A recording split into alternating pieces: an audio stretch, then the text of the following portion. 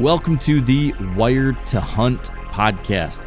This week on the show, I'm joined by Beau Martonik to discuss his greatest lessons learned and best practices for planning your best Western hunting adventure yet.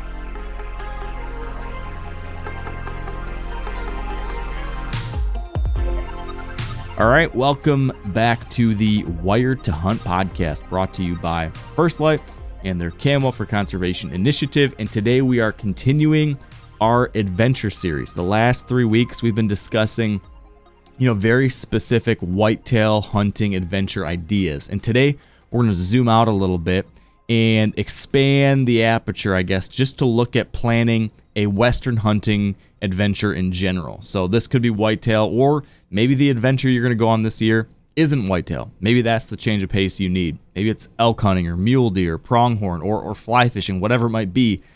I wanted to talk with someone about more of this larger, bigger picture kind of stuff. How to think through planning for this big kind of trip, how to think through, setting proper expectations, how to pick areas that are of interest to you, some of the major things that he has learned, because Beau is someone who has been through this just like myself, kind of from this, hey, I'm new to the West and intrigued by it, all the way to becoming someone who's very experienced at planning these kinds of trips himself, because he, just like me, 10, 15 plus years ago, decided that he himself wanted to go from the East, he's from Pennsylvania, and head west for that big excursion. And he has done that now himself many times, hunting all sorts of different Western big game species, elk, bears. He's been up north hunting caribou, moose, all that kind of stuff. And then he also hosts the podcast East Meets West Hunt podcast, which is in many ways all about this very thing, planning these kinds of trips, learning from people who have done this their entire lives. So he has this very unique experience set of both his own personal experience planning these adventures, and then also picking the brains of the folks that have done this to the absolute elite level. So that's what our conversation is about today. We are discussing his biggest lessons learned, his best practices, everything from planning and gear and logistics to hunting pressure considerations, all sorts of things like that. Now, 2 heads ups. Number one, been having a little bit of a video challenge here in this episode and the last one, so I apologize. I got a new camera set up. Just been having some technical difficulties, so you're going to see a little bit of that if you are watching the video version here today. Number 2, I want to address a little bit of an elephant in the room that does get brought up in this conversation with Beau. And it has to do with the fact that by discussing this kind of adventure, by bringing up how great it is to head west and do this kind of trip, we are inherently possibly encouraging, more folks to go out there to a place that already is experiencing a lot of pressure. There's been definitely a bit of backlash to increasing hunting pressure, really all across the country, but especially out west, and folks, frustrated by whether it be legacy TV programming or magazines and books, and now more recently podcasts and YouTube channels and social media, all of these things bringing attention to the incredible opportunities we have out west, but then that also inherently putting stress on those places, which can't be denied that is a thing that's happening. And that's not happening just with hunting. That's also true with camping and backpacking and hiking and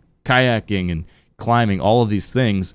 We are at risk of loving them to death if we're not careful. And I think that is the key thing that I want to mention, is that yes, these public lands are ours. That is this incredible inheritance we have as Americans. We have 640-ish million acres of federal public lands that are open to us to go out there and enjoy and hunt on or hike on or fish, whatever it might be. But a really important thing to remember is that with that incredible opportunity also comes a responsibility.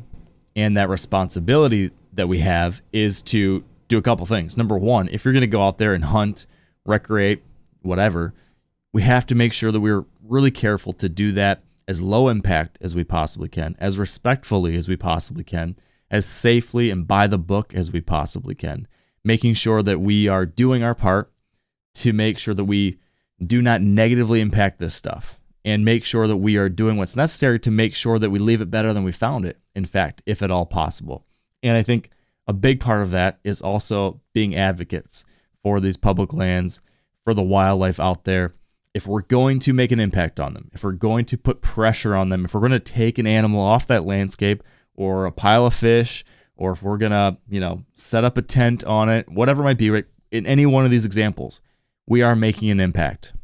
And so, at least the way I have looked at it, is that I try to balance the scales by also giving back to these public lands, advocating for them, standing up in support of them, trying to stay informed on what's going on related to them. And there's a lot of stuff going on right now related to public lands and the environment and wildlife policy and all that kind of stuff. And so I think it's on us as hunters or recreators on these places to try to keep track of what's happening, try to speak up for the things that we care about, and be a part of the solution. So that's, I guess, kind of the background context to this whole conversation. That yes, you're going to hear Beau and I absolutely singing the praises of these kinds of trips. And we would love for more people to experience that, because I think, A, it's just a wonderful thing to experience. And B, I think that for many people, once you experience the opportunity that we have in this landscape that we have in this public land inheritance, once you experience that, you can't help but fall in love with it and want to protect it. And that, I think, is good for the long-term future. We just need to make sure we don't love these things to death. And so we also have to be good stewards. So with all that said, I think you're going to love this one. Beau is a terrific communicator, a terrific hunter, and someone who we can all both learn from and be inspired by. So without further ado, my chat with Beau Martonik.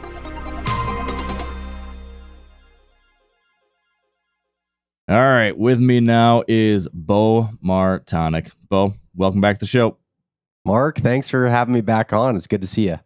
I really appreciate it. It's great to have an excuse to catch up, and we're talking about something here today that's near and dear to both of our hearts.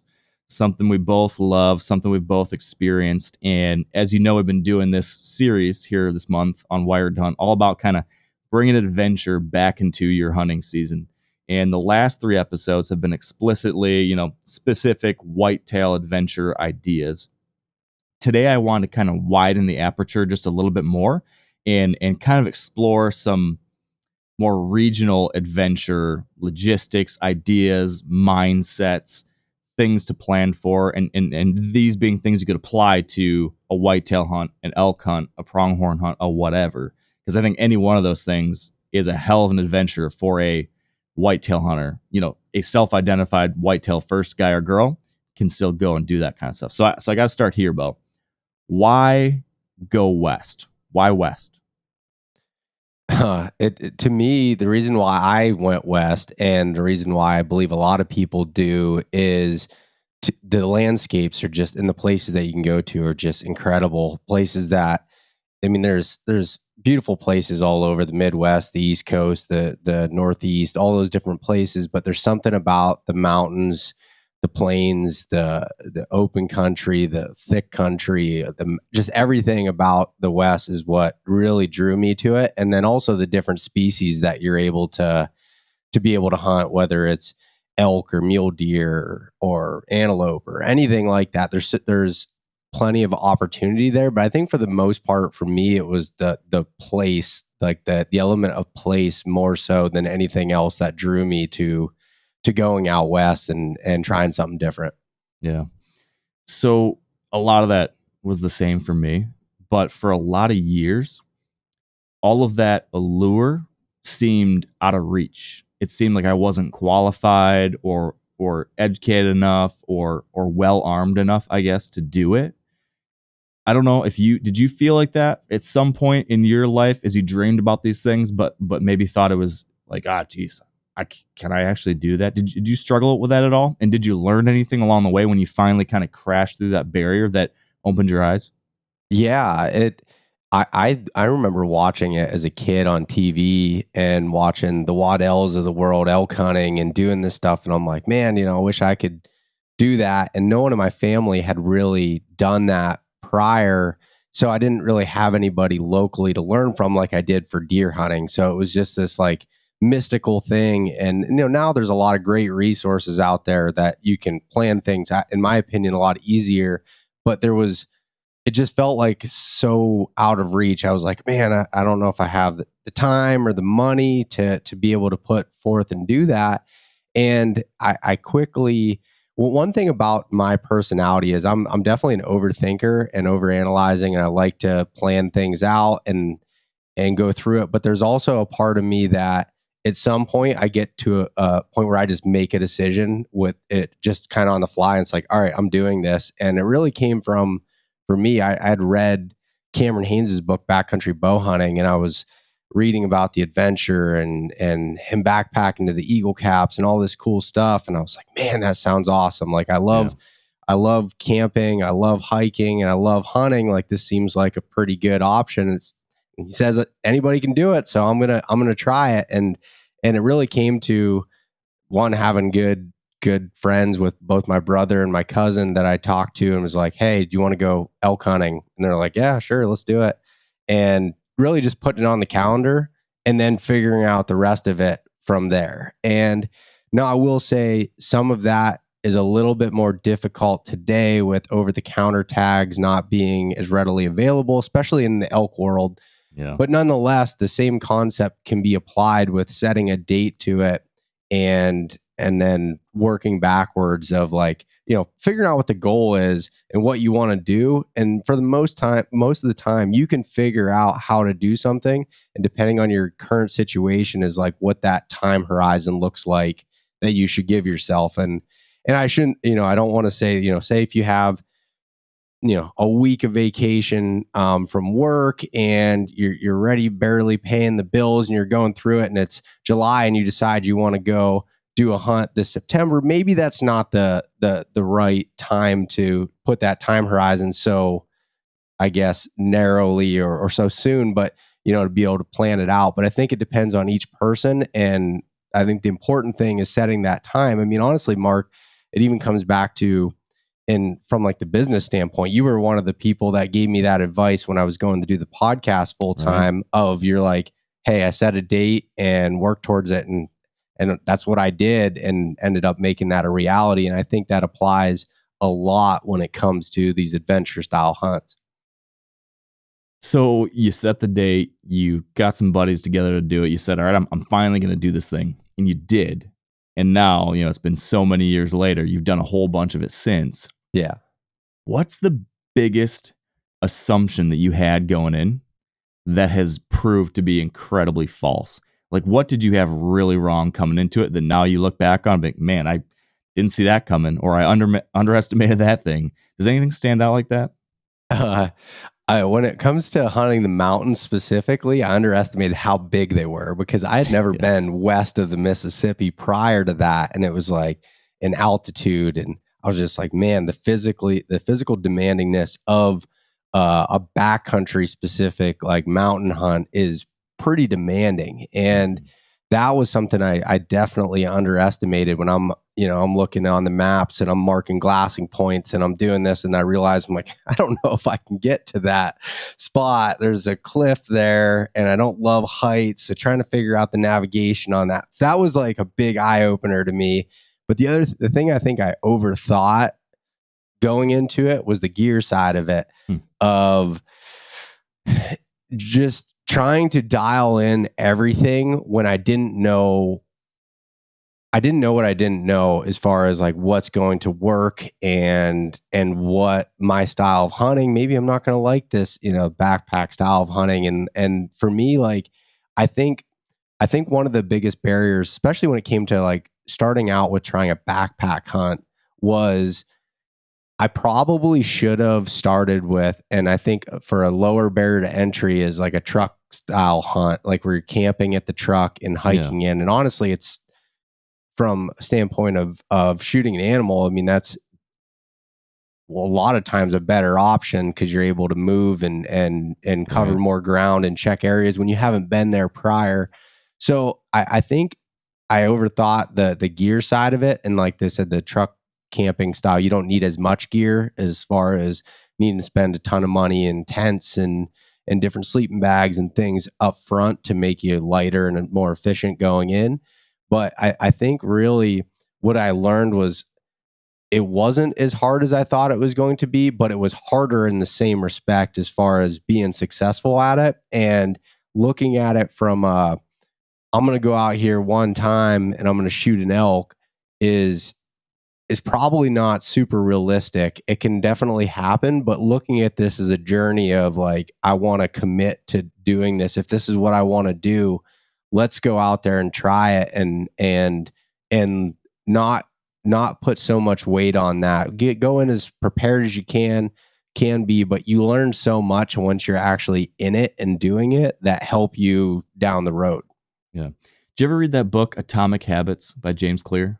I have. Yep. Yeah. So as you're saying this, a lot of what you're saying like directly ties into what he recommends for forming a new habit. Like a couple of the things that help you stick to a new habit, like build something useful in your life, is one, make it easy to get started.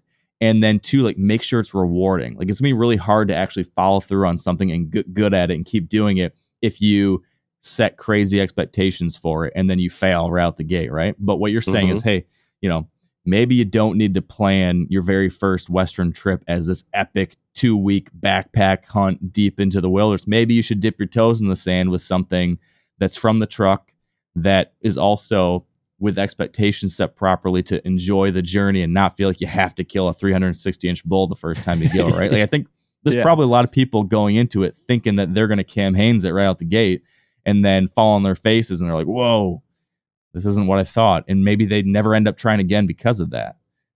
Is that something you've heard a lot of folks doing too? 100%. Like, I mean, then that was me. Like the first trip that I did was I picked the steepest, deepest unit I could find in Colorado to backpack into, not ever having any experience in doing that in the West. And it was a really poor choice from that. Now I learn, but like, yes, but I wanted, believe me, I wanted to quit and a lot of times during it and we didn't quit, but and there's a lot of, I'm going to contradict myself a little bit here because I definitely learned a lot from it that was beneficial, but I think there's value in making it a little bit more enjoyable the first time as you're going and getting your feet wet with it to see one if you're even going to like it, or you may go out and have a completely bad taste in your mouth for it if you weren't as prepared or you're getting into it and then you don't want to do it again, realizing there's so many more opportunities that you can partake in that maybe not as demanding or whatever along those lines, if that makes sense. So given that, Beau, if you were to kind of zoom out, continuing down this line of thinking, kind of some of these biggest lessons learned, I kind of did an exercise after this last hunting season in which I looked back on the year and thought through like what were all the best moments of my year and what were all the worst moments of my year and what were the things consistent between them. So like what were the things that always seemed to be true when I was having my best hunts or my best days during the hunting season, and then what were those things that were always true on the days when I was miserable or things weren't going right or whatever.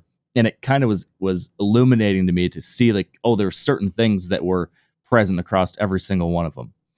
I'm curious for you, if you were to do that, if you were to look over all your years now and all these Western hunts you've done, you've had a hell of a lot of great adventures now. If you look back on that and try to think about across all of your best experiences, best moments, best trips, what has been consistent among those? What stands out as like, man, this thing has always been there on those moments or days or weeks that are standout?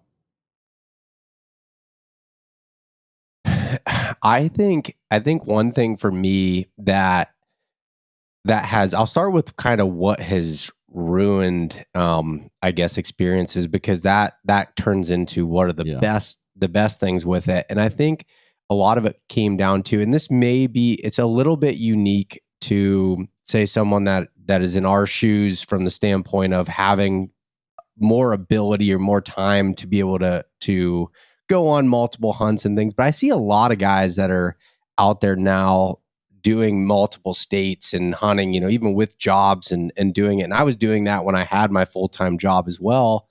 But I think not giving enough time to something, to one adventure. Like if I were to look at it, I would rather put, if I had 2 weeks off of work, putting most of that time towards one hunt versus trying to do too many things or go to too many places. Because for me, at least, it takes me a little bit to completely immerse in that experience, disconnect, focus on what I'm there to do. And when I give myself an ample amount of time to focus something, what, depending on the hunt, maybe that's 6 or 7 days, or maybe that's 2 weeks, but given myself amount of time to really learn the species or the area or whatever I'm doing, and put myself in that. And like when I look back on it, when I have that and I'm like, okay, here's my set time, it's actually doable to do that. I enjoy those experiences so much more than if I'm like, all right, man, I only have 3 or 4 days to go here or to do that. And then it's like, all right, I'm running the challenges of, I need to acclimate to the mountains. I've never been here before. I got to figure out where the elk are. Yeah, I've e-scouted and I've done this a bunch of times. I think I have a good idea, but it gives that unnecessary stress. So anytime I can remove that stress from things and really be able to focus on it, that's where I've found the most memorable hunts when I'm looking back on it, is when I was been able to immerse myself and give myself the ability to really enjoy it, seeing the leaves changing in September as you're there, and seeing the stage of the elk rut. I'm referencing elk hunting a lot because that's what a lot of what I've done has been, but being able to see those moments and really feel them out versus rushing it to hit a goal or do something in that regards, that's made those hunts, I wouldn't say miserable, but when I look back on a season, it's like, man, I really rushed that a lot. Like there was a time, I'll just give an example. It has to do with a whitetail trip, but couple years ago, it was during the rut, and you're always trying to take as much advantage of the time during the rut. And I was like really run down. I was like, I want to go to West Virginia. I was starting to feel sick, and I only had like 3 days where I could do it. I went down there, and it was, really shouldn't even have went, because it was like, I wasn't fully there. I didn't prepare enough to go into it to begin with. And I was just run down and just wasn't having a great time. And it's like, that's not why I'm there to do this. And I think there's a lot to be said about planning it out and having that amount of time. And if I've brought this up before, and a question that I'll get back is like, well, I don't have as much time as you do. What if I only have 5 days to make an elk hunt happen? It's like, okay, well, the honest truth of it is, don't go hunt the mountains where, if you're coming from flatland, you need to acclimate, because you're really not going to have a great experience. You either need to figure out how to extend that time horizon, or pick a different hunt that fits that mold that you're looking for. And that's the truth of it, in my opinion. Yeah. Well, a lot of that, I think, also goes to expectations, right? Like what whether it be setting that proper goal or target species, or just setting like, what actually can I achieve here? What am I trying to achieve? What am I trying to do? Like so much of my, I don't know, growth or journey in this whole thing over recent years has been trying to figure out, how to set goals in a way where, I'm still challenging myself and still like pursuing something that's exciting, or it's going to push me, but at the same time making sure that it's not like sucking the enjoyment out of it too. How have you kind of wrestled with that over the years? Has that changed at all for you from day one to where you are now? What's that look like now? Yeah, it has. And again, like from the Western hunting perspective, and I was actually going to bring this up, was you don't know until you do something, but you learn like a style of hunting that you like to do. And I've even found this with whitetails, is like, believe me, I love sitting in a tree. That's great. And it's fun for a period of time, but I love glassing. I've realized I love to glass. It doesn't matter where I'm at. Like, I love glassing. I love spot and stalk. So when I'm looking at planning elk hunts, I don't particularly love just going through dark timber it for miles, going over blowdowns and trees, and to feel like I'm just lost hiking most of the time because I'm not hearing any bugles. Whereas when I can hunt an area that maybe has a little bit more of, sparse timber, some stuff I can glass a little bit, maybe do some spot and stalk and some calling, whatever.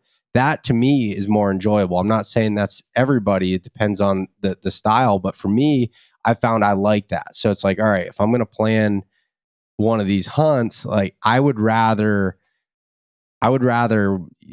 find a hunt like that I want to do, that I'm really pumped about doing it and excited about that style of hunting, that's what I'm going to put my effort into and do that. And like I just haven't, it's funny, like when it comes to whitetails, and especially in my home state in Pennsylvania, because I spend the most time here, like I have certain goals as far as the animal and the caliber of animal that I'm chasing and doing that. But if I find on these like adventure Western hunts, it's more about the place and the species than anything else, of like, what is my experience going to be in that style of hunt that I really want?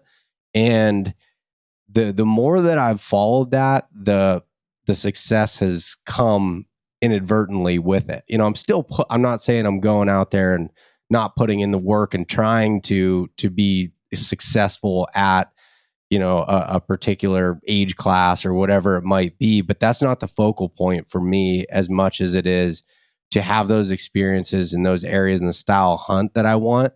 And the more reps I got in that, then I become more efficient or, better at doing those style of hunts. And I'm still not nearly there as far as like, I have so much to learn.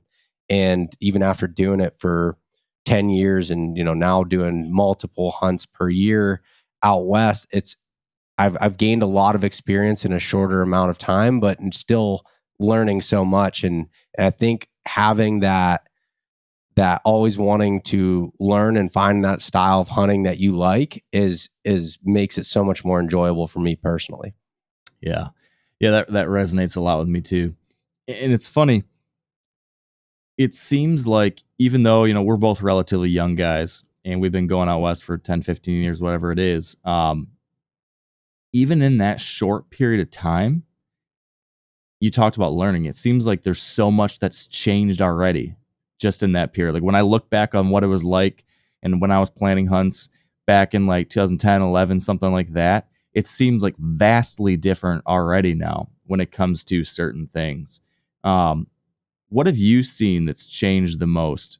Maybe not with you, like with what personally, but just like the whole setting and what's going on out west and how you have to plan hunts now. And I don't do you feel like the pressure is changing? I feel like that's something I've noticed in some ways already just in this short window. What have you seen across those categories? Yeah, I think, the pressure, which then turns into the tag allocations. I think that is definitely it. And then also the cost of admission to doing so and getting tags is a lot more than it was. I remember when elk tags were $400, and now, there's some states, I mean, heck, I just put in for Wyoming that was to potentially draw a decent unit, and put in for the special draw. It was almost $2,000 to be able to apply for that tag, and that's not all of them. You can still get elk tags for that $700 range, somewhere in there. Don't get me wrong, but I think that the cost of admission, the amount of opportunity has decreased, and then the hunting pressure has obviously increased as well. And but I still think there's so much opportunity there at the same time. It just takes a little bit more of research planning, and maybe changing that. Like, instead, the benefit of like when we started is you could find an area and you could go truly to learn it for 4 years in a row if you wanted to. Where now it's really difficult to get a tag 2 years in a row to really be able to learn it. So trying to find some different things that you want to do, or maybe similar areas that are style of hunting, like I'm talking about, saying spot and stock. Maybe it's in Montana this year and Idaho the next year, and they're two different places, but you can find similar style hunts to be able to learn it. But I think that the planning aspect of it is definitely much more important to it, and because it just the landscape has definitely changed in those areas. That's what I've seen the most of. Something I've gotten to thinking more and more of, and this is something that kind of naturally happens sometimes, but I think it might happen more now, is just given how allocation is going with tags and stuff. I'm almost looking at, elk hunting or some of these Western trips almost as like a group endeavor in which there might be one guy with a tag, right? And then a few of you go out there just to help out, right? And it's a fun adventure still. You're packing meat off the mountain. Hopefully you're a part of it, but you just might not have a tag on a given year. Do you see an appeal to that? I've started thinking, man, I'd be happy to go help my buddy when he draws one. It seems like it's like when you're out turkey hunting with friends here home, right? Yep. I love just going out and calling for buddies, even if I already filled my tag. I wonder if I don't know if it's sad that that's becoming a reality. I guess it kind of is sad that's becoming a reality, but it also might be a silver lining. Like, hey, even if you can't draw, there's still ways to have a great adventure out there. We can still experience these places. We can still, go out there and do cool stuff, even if you can't afford the $2,000 tag this year, or you couldn't draw in Utah for a decade. Is there some truth to that? I think so. And I think that's where it really, again, you have to look at what your goals and what you're doing it for. And it's like, if you're truly going there for that experience, whether you have the bow or the gun in your hand doesn't necessarily make or break that. And I think the people that we're talking to typically aren't the people that are looking at things as just a bucket list per se of like, oh, I want to check this animal off my list. They're going for that experience. And if that's what your goal is, I think that is 100% a good way of being able to do it, because and especially, finding a group of buddies that you can plan that stuff out with. And, I have a group of friends that we try to, align our points so we can get tags together. That's the ultimate goal still. But there's times when that doesn't work out, and it's like, all right, how can we still enjoy that? And like maybe it is the older that I'm getting, but I enjoy that camaraderie aspect so much more now, in that just like camp atmosphere and being there with buddies and working towards a common goal. And I get just as excited, if not more, when a buddy of mine shoots one. Like when I was in Montana this past year elk hunting, now we both had a tag, but my cousin had never shot an elk before, and I got to watch him through the spotting scope shoot a bull and go and recover it, and watch him fall over through my spotting scope, and just be there for that experience for him. And it was like, that was an absolute blast to be able to do. Yeah. So I guess taking the next step, given how things are getting a little more difficult out there, there's more interest in this stuff. And I should bring up, it's not lost on me that many people blame people like you and I, Beau, for part of that issue, right? Which is that's a fair critique, I suppose. We are bringing attention to these things because we love them and because we think other people would love them and appreciate them. And hopefully the hope is that if you get people out there to experience these things, they not only use the resource and hunt and do that stuff, but then they actually, stick up for it and stand up for your opportunities and the resource and the places.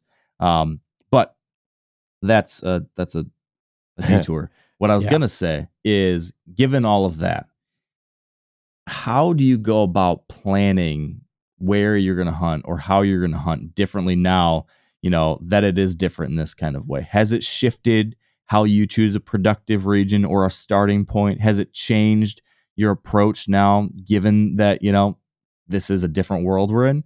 Or is what you did a decade ago still basically the same as you're doing now, when it comes to picking your spots, planning the hunt?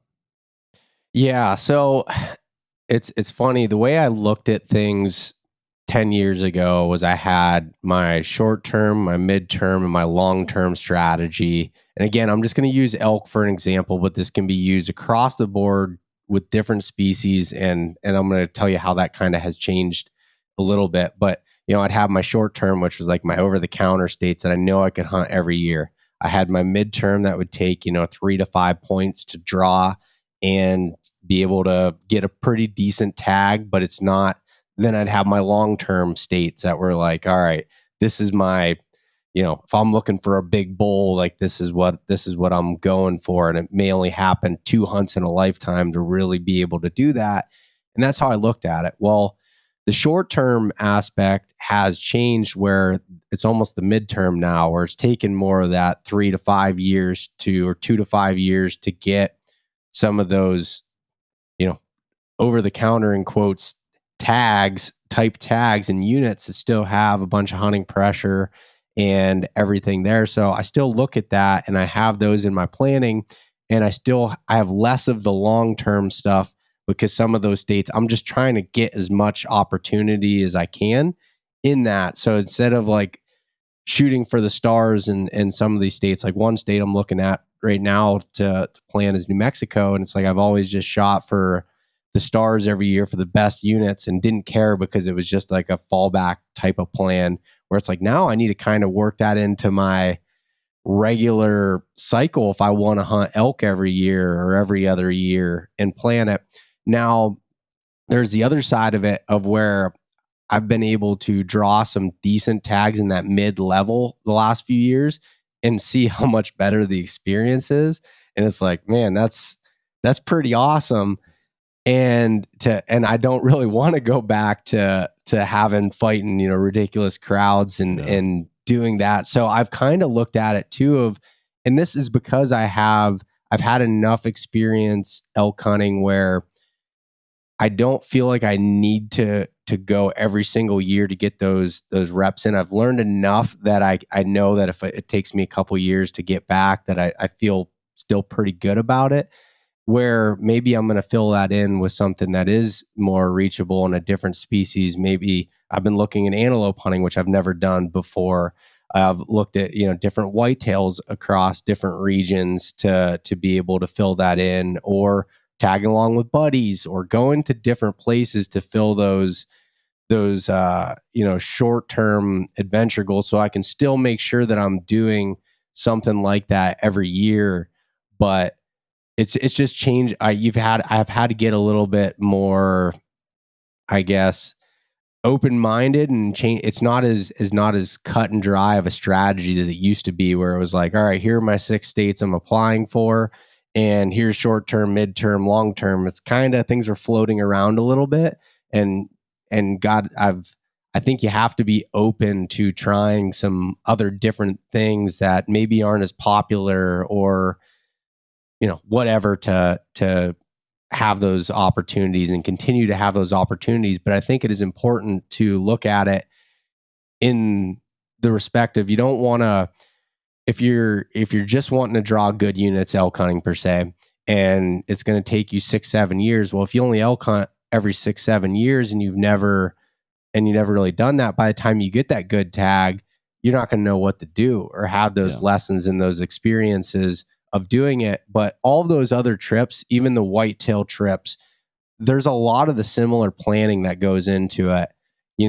Emergency gear that you have in your truck in case something happens, building a hunt plan so you have multiple areas picked out in case this area has a bunch of pressure, or this area has no water, or whatever the situation might be. A lot of those skills translate by just going out of state or out of your area and do that. That can help. I don't know if that made a lot of sense, but it for me, it's an ever changing thing, but it definitely takes looking at a lot of options and having a plan. Like I have a spreadsheet where I have, kind of the states, their deadlines built out, and kind of like all my points on there in different areas. And I'm always looking at it ahead of time to be able to plan. So one more step beyond that, then thinking a little bit more hunt strategy, sort of, you alluded earlier to, backpacking versus truck hunting and how you can move around, right? That's one thing that I've wondered, and you've talked to more people than I've talked to about this in recent years. When it comes to going on an elk hunt these days out there, or a mule deer hunt or whatever, for a long time, it was always hiking as far as you can, get far away from the roads, get to the deepest, darkest backcountry. But now everyone is a mountain monster. Everyone wants to be Cam Hanes. Everyone wants to go in 10 miles, 16 miles, 20 miles to get to the darkest hole in the elk woods. Have you seen yourself, or have you been hearing from more folks finding that maybe that's not working as well as it used to, and there's is there becoming more opportunity close to the road, or is there an advantage to moving around with the car, or not? I guess I'm curious from your perspective and others, where do things stand with what's the best way to find pockets of opportunity now, given the fact that there's more interest, people are more able to do this stuff and more aware of how to get into the mountains and be in good shape and can get to those spots?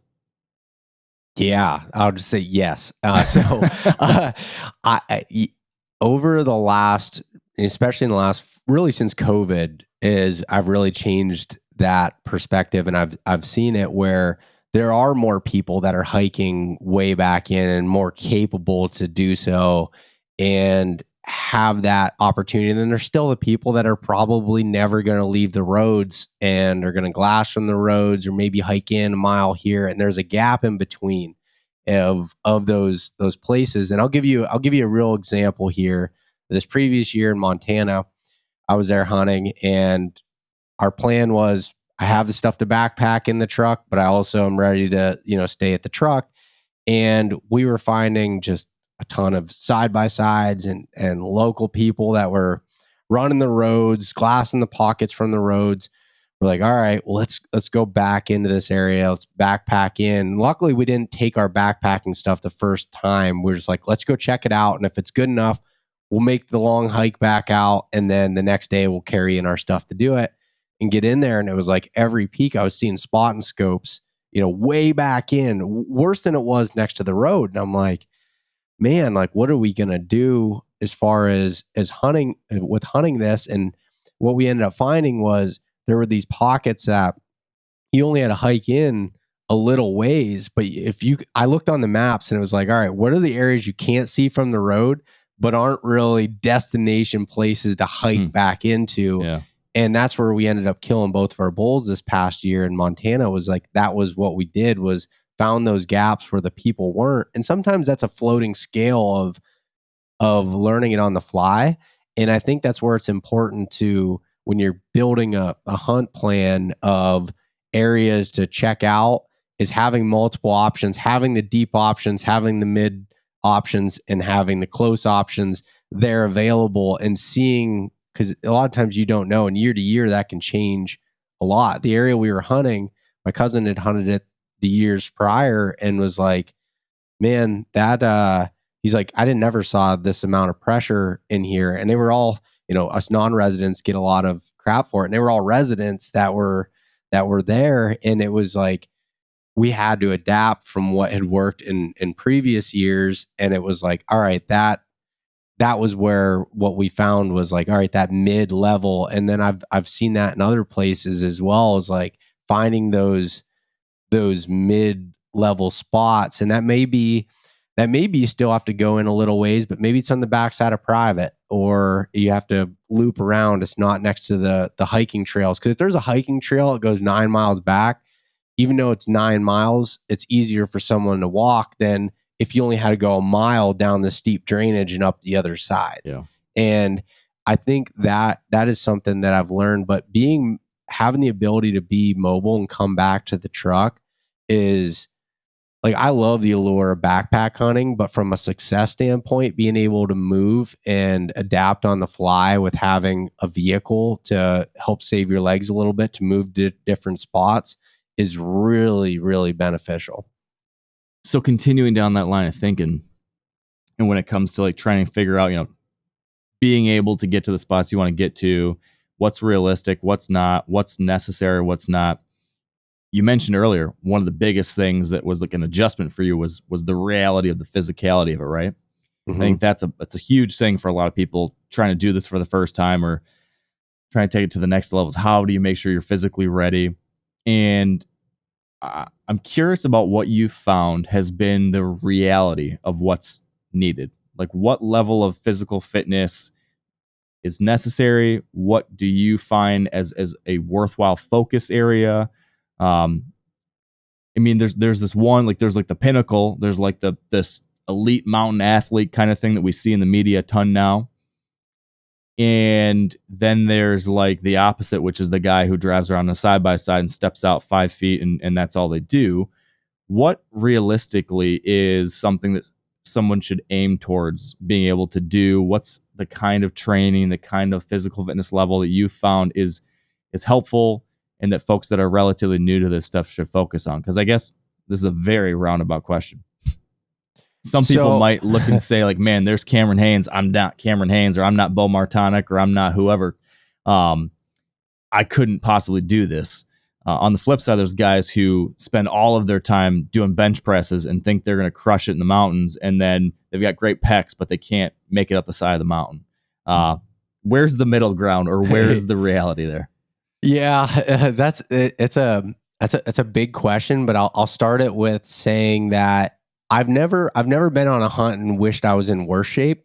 So like to start with that, I will say that. But at the same respect, if you have 2 hours in a day, and that may be a stretch to say that you can put towards, planning a hunt or doing something, to spend all 2 hours of that in the gym is probably not the best. I think consistency is important more than anything when it comes to movement and doing things. And I've done a lot of the fitness programs that were super high intensity, and I felt in really great shape. And I've turned a little bit. A buddy of mine, Todd Bumgardner, he's a trainer, and he worked with me on a different approach. It's more on consistency and doing things that still involves strength training and involves doing things like bench press and deadlifts, but it's also just moving a lot more. And it's like, okay, if you can move 7 days a week, sometimes that might be a 30-minute walk to be able, you're going to get yourself in a pretty good spot doing some rucking, having a little bit of diversity in there. But it doesn't have to be 2 hours a day of that training to make myself feel capable.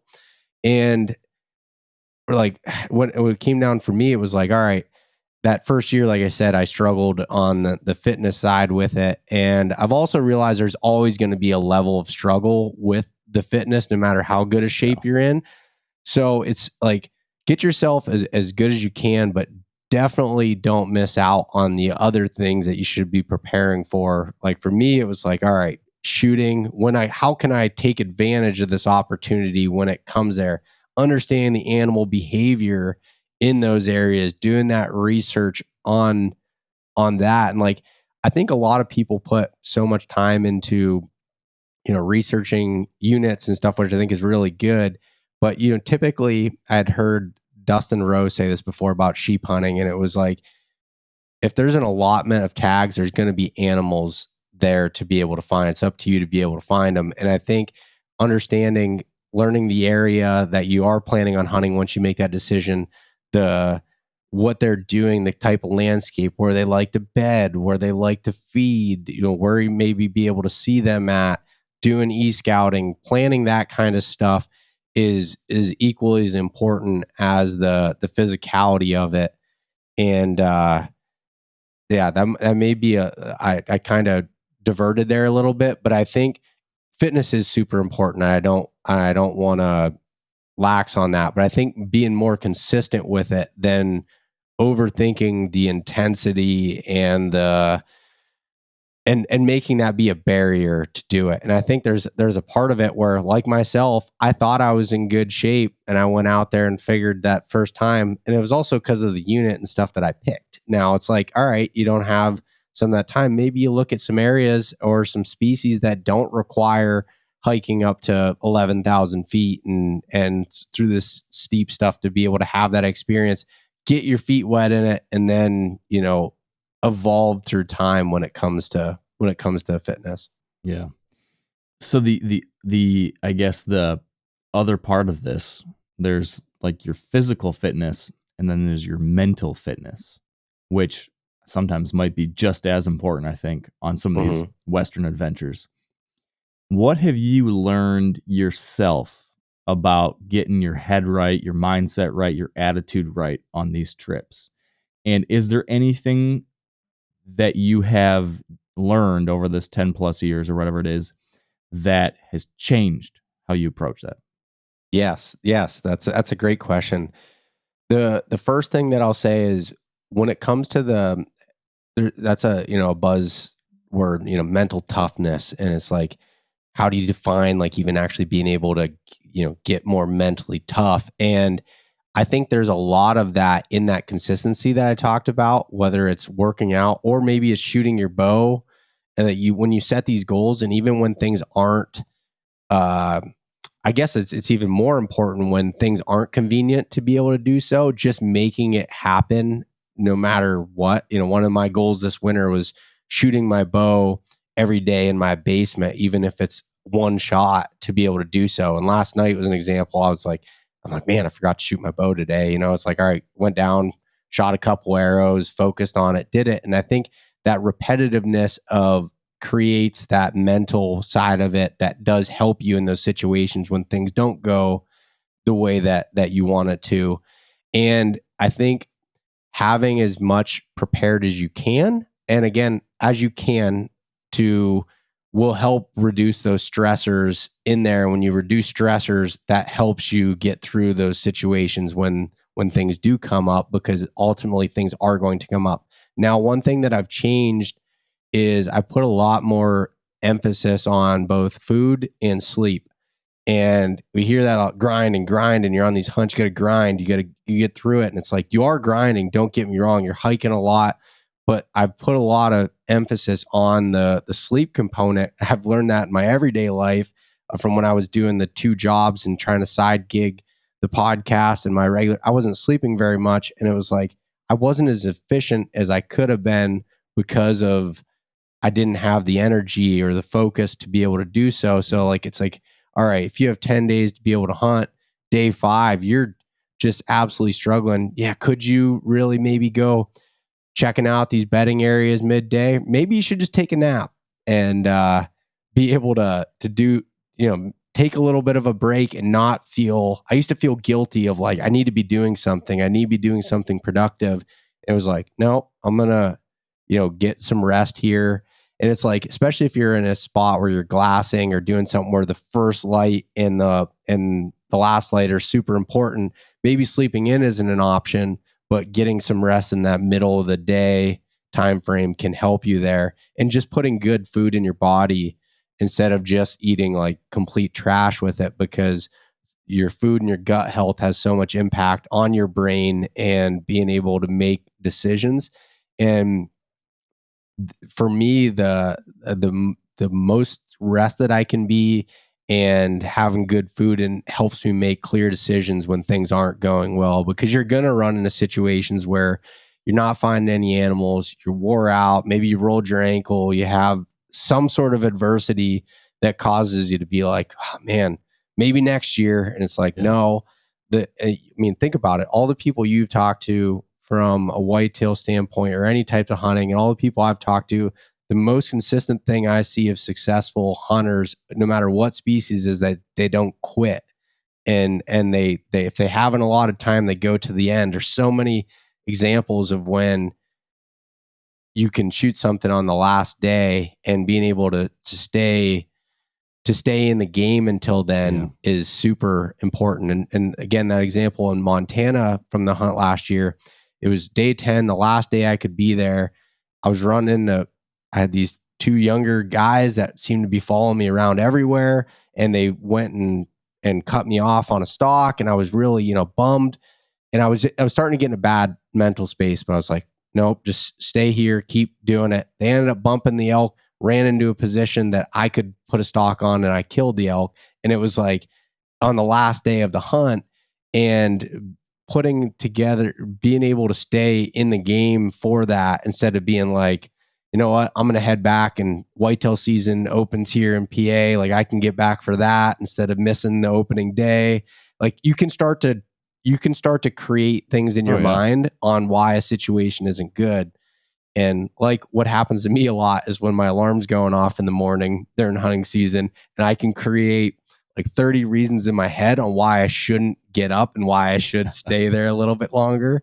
And I think, and the more you do these things, the more you learn that and are able to get over some of that stuff. There's going to be a struggle with it no matter what. But I think, again, going back to recapping that, sleep or just rest, putting good food in your body and trying to eliminate any of those additional stressors that you could have will help you be able to mentally get through some of those tough situations.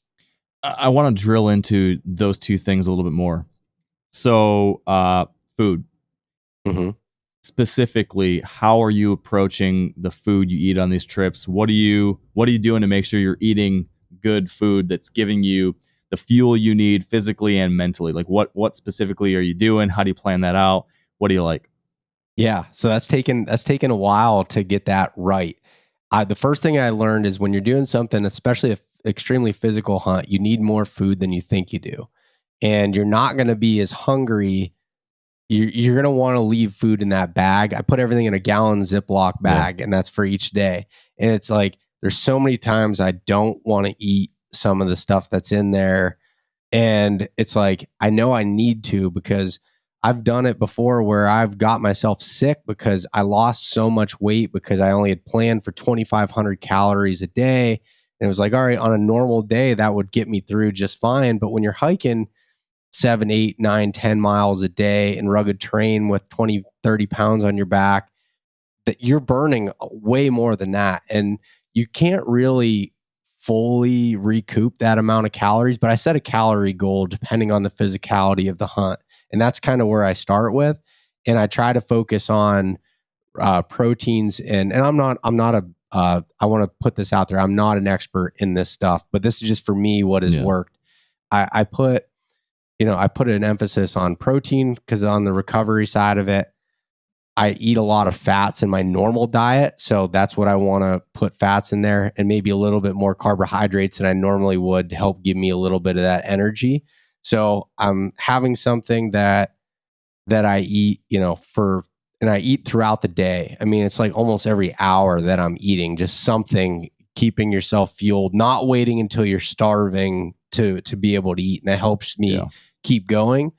And then as far as the actual specific food I'm bringing, now most of it is pretty healthy from the per se of what you can do from a backpacking perspective, or like, in the form of bars and different snacks there. But I also have learned that I need at least one thing a day that I just like. It doesn't even have to be healthy. That's just something that mentally I enjoy, something salty typically that I can treat yourself a little bit. Treat yourself and give you that. And I almost have like a goal of like, I don't want to eat that first thing in the morning. I set that like, that mid-afternoon time frame of like, that's when I'm going to eat that particular thing. And I play these mind games with myself. And I've learned that my body doesn't do as well. If I get up in the morning and try to eat a big breakfast, say I have like a Heather's Choice meal or Peak Refuel meal and this big, 1,000 calories first thing in the morning, I just don't stomach it really well. So for me, it's like, all right, I might get up, have a cup of coffee, but then hike to my glassing point or where I'm going to start, hunt for an hour or an hour and a half or so, and then make that meal and have it, because that's, for me, that's how my body feels a little bit better with it to be able to do so. And then so I'll start with that kind of like that bigger meal and then snack throughout the day. And then I'll have one big dinner when I'm back at camp at night. No matter what time that is, I make sure that I do that. And that's kind of how I structure it. So for your throughout the day snacks, are those like bars, or are you doing like pack your own, whole, I don't know, nuts, jerkies, stuff like that? Like, what are you specifically eating throughout the day? There's a mixture. So I'll do like I really like the Pro Bar meals, the meal bars. They're high in calories, and pretty good tasting. So I'll get, I'll have one of those. Then I'll have one of the protein bars. So I'll keep one of those, and then from there it's like a mixture of trail mix that I like, some different nuts, some raisins that are kind of mixed in there, and then I'll do like a snack stick per se, whether it's something of my own, like I'll have snack sticks made that are like from an elk or deer that I shot that I can take those and have them, or something like those fatty meat sticks that you can have that are just meat. So I like having having that. Jerky, if I have it, that would be a good option. And really, it's like those types of things, kind of a mixture of nuts, bars, and then some sort of meat that I can have that can be packaged and stable to be in your backpack all day, and then some sort of a dried fruit. I love fruit. I eat fruit a lot on a normal basis. So whether it's like the dried banana chips or strawberries, something along those lines, I'll put that in there as well. And then the last thing that I'll do is like they're not they're pretty good, but they're more of just like from a straight fuel standpoint is the packets of like a nut butter that you can squeeze and sometimes I'll put that right on my bars like a almost like a topping on it, or I'll just eat it right out of the packet and like a macadamia nut or peanut butter type thing. Straight peanut butter is not good for me because it sticks to the roof of my mouth and I just can't stomach it. But those are the types of things. But I try to mix it up where like a mixture of something has a little bit of that salty and then something that's, you know, chocolatey and then some fruit, and just try to mix it up a little bit there. And then like for the breakfast and the dinners, I'll add either olive oil to the dinners or coconut oil to the breakfast in the morning to give me some extra calories in there as well. So those are some of the things that I do. Okay, so then what about sleep? You mentioned the big one, or a big one being, you know, giving yourself permission to rest sometimes middle of the day, which is something that I found to applies to like my whitetail rut hunts. I used to feel like guilty if I didn't hunt the entire day, every day for weeks on end. Finally kind of realized that I was getting diminishing returns. So that resonates with me a lot. But is there anything you've found that helps you get a better night of sleep? Whether it be like your sleep system, like the gear you're actually using, or anything else that just helps you sleep well and comfortably and get a full refuel coming out of that. Yeah. So I've learned to not skimp on a sleeping pad. If you're sleeping like in a tent, having something, even if you're backpacking, that may weigh a little bit more, but has some more cushion and R value, some more insulation value to it. So I like to sleep on my side a lot. And if you have the super thin ones, your shoulders dig into the ground and you're constantly waking up and rolling. So making yourself be able to have a good sleep, and then a pillow. Like I think it's a Sea to Summit one, but it has like a fleece on it. So it's quiet. Like some of those blow up pillows, when you rub your head on them, it's loud and annoying. And you have to wrap it with you can always wrap it with a shirt or something that helps. But both the sleeping pad and the pillow are big assets to being able to do that. Now, when it comes to the truck, I have kind of a bougie system where I've got the rooftop tent on there that's got a nice pad in it. And man, is that so nice to be able to sleep in versus like the back seat or something along those lines. But figuring out whatever it is, figuring out a way to make it more comfortable for you to be able to sleep as close as you can to what it's like at home, even though it's not going to necessarily be that way, will help you in that regards. And if I know I can get at least 6 hours, I'll take a sleeping gummy. So like they're like the Mountain Op Slumber ones. I take those. It helps. But if I don't have 6 hours to be able to accumulate at night, then I'll wake up too groggy with them. Yeah. So that helps make sure I'm in kind of a deep sleep. But for the most part, I think is focusing on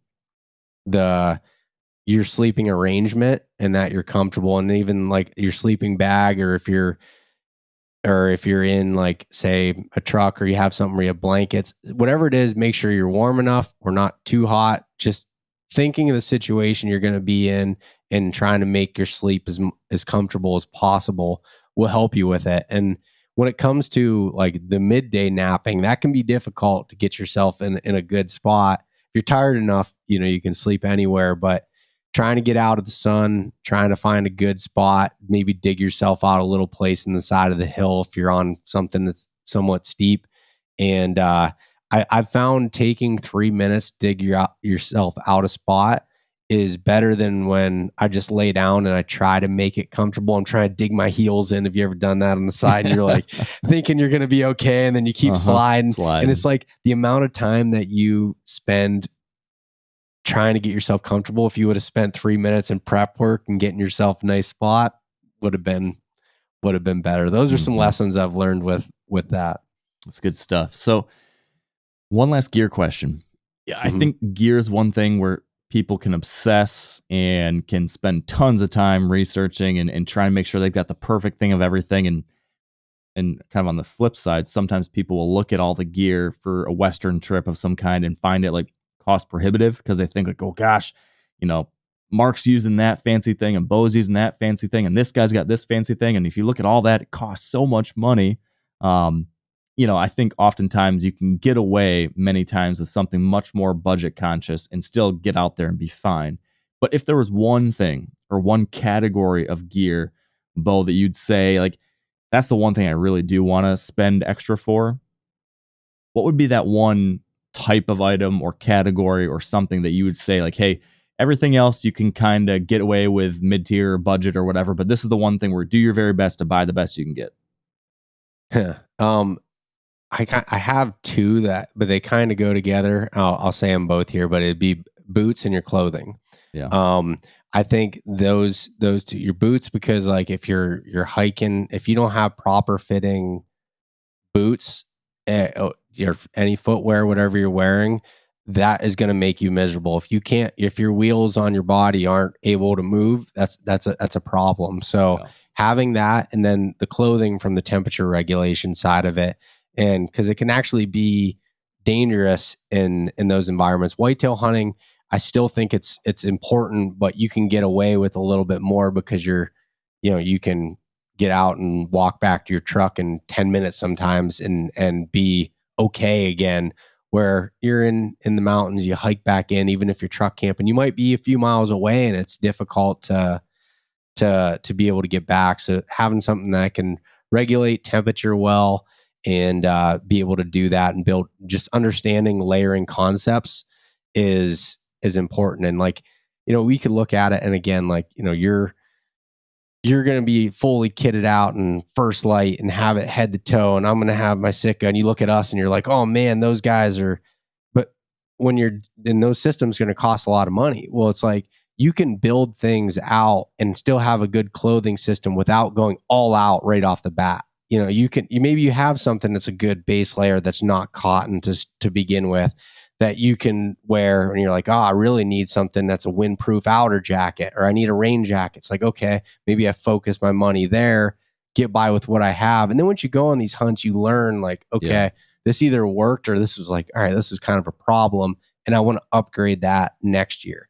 And the only reason why I didn't say pack in that, because I'd put that almost as number 3. But if you're truck hunting, you can get away with a lesser of a pack, and the only problem being the pack out of maybe being very uncomfortable. But you can get by with that a little bit more, and then needing to do that. Packs are definitely important, and I'm saying all this as I'm an absolutely geared nut and nerd, and I love having good gear and focusing on it. But a lot of that has come from the experience of, I was the guy before that overthought it, bought too much of things, and then realized some of that, even that expensive stuff that I bought, was not as good for me personally, or the pursuits that I was doing. And then I had to rebuy again, versus if I were to go out and use something, say it was a stove, a cooking stove or something, and you're like, you went out and you figured out this lightest weight system and all these things, but realized that it didn't have any protection for the wind that was coming through it, or it would blow over if there was any wind gust because it was so light.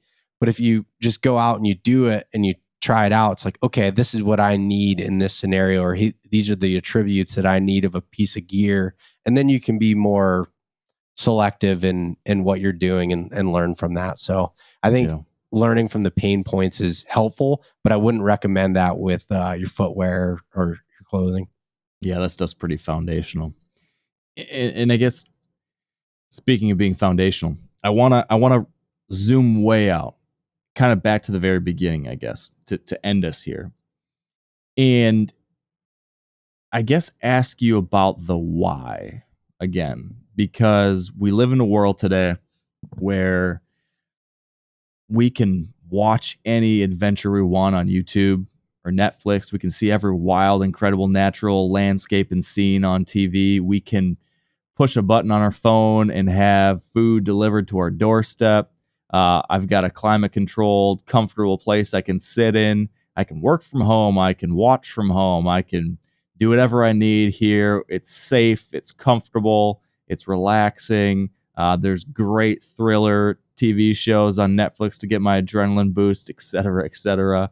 We live in a world where real life adventure to some people seems more and more like an antiquated thing. Why, for you, is that not the case? Why do you need this kind of thing in a very real, physical, visceral way? I've seen the benefits of doing these types of hunts, these things that are hard that maybe you don't know what the result's going to be of a lot of it. There's a lot of unknowns that comes into it when you're planning a hunt, even the hunts that you've done before, that say it's an elk hunt or a mule deer hunt or something, this adventure style hunt. But those things, when you do them, you're constantly having to get across adversities and hurdles and things. And there's a lot of times in that moment, they're not fun. I mean, a lot of times when we talk about these things, we build these out of these, mystical adventures and all these things. And looking back on it, yes, they are. But in the moment, a lot of it's really difficult and really hard. And I think that prepares you so much for other things in life when they come up, whether it's, in your life and your family or your work, whatever it might be. You run into situations all the time. And I've learned that things that used to get me flustered don't get me as worked up anymore, because it's like, okay, let's work the problem. Let's figure out how we can get through this, because you run into that stuff all the time on a hunt, whether it is hunting pressure or it's weather or just the animals aren't rutting like you think they're supposed to, or whatever it might be. You run into all these things. And I think you need that to do better in these other things in life, and you appreciate those comforts so much more when you have them. But even myself, like I catch myself, and like, say right now in the wintertime, of not doing as much. And it's like, I work from home, I do everything here, and it's like, man, I haven't left the house or really did anything in like 3 days. It's like I need to. And I'm working or doing stuff in my house, but it's like, all right, yeah, it's cold outside, but maybe I need to go for a hike and just. Yeah. And then you feel so much better so much better after you do that.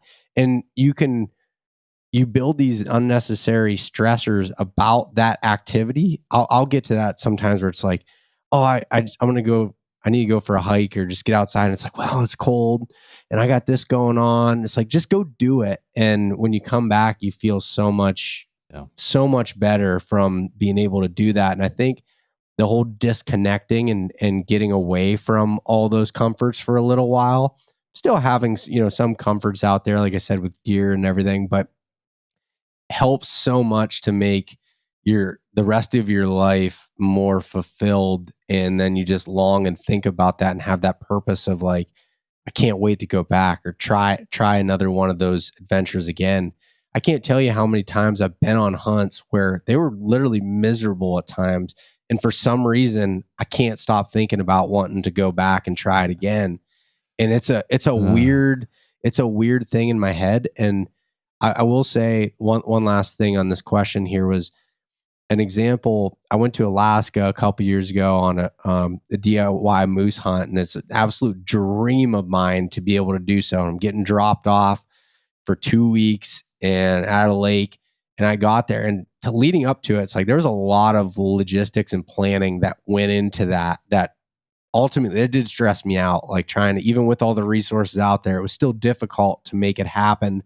And then I was so busy with knowing I was going to be 100% disconnected, making sure I had everything lined up with work and at home and all this stuff to be gone for that time. It took me like almost 2 days of being in the backcountry to not feel anxiety or stress of like the things I forgot to do, and I felt this just like, I'd reach for my phone and it was like, there's no service. Like I couldn't, and it's harder to find areas that don't have that anymore. So it's like, but once I got through that, it was like, this is awesome. Like everything I need to do here is figure out what I'm going to be eating, where I'm going to get water from, and how I'm going to find animals. And it's like, it's pretty simple. And you run into some things again here and there, some adversities, but it's like, we need that. Like the Michael Easter's Comfort Crisis, like one of my favorite books, like Great that book. is just incredible to when you think about that. We as humans need that adventure of some sort. And for me personally, it completely changed my life. It's helped change the trajectory of everything I've done from going on that first Western hunt. And it may sound dramatic, but it was like that changed my career path. That changed how I look at every fall and the adventures and the places I got to go, the food I've got to taste, the animals I've been able to pursue, the people I've been able to meet. Like it's changed everything from being able to do that. And to me, it's like, that's what I want. I'm right there with you, buddy.